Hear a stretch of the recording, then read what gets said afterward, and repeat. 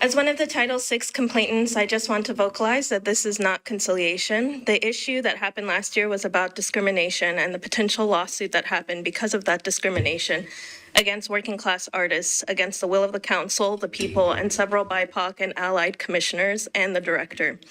It was not about the application nor the artists and their projects.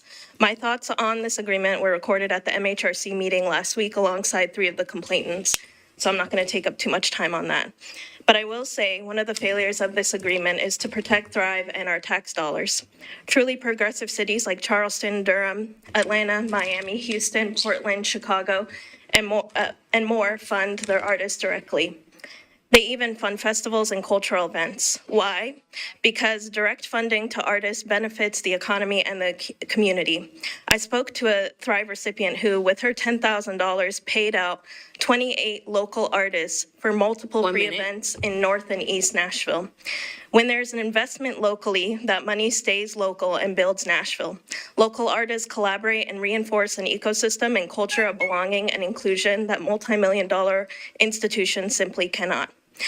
I was recently in a room of 100 people speaking about this Title VI complaint and asked the room, how many of you either work as an artist in this city or are aspiring to work as an artist in this city?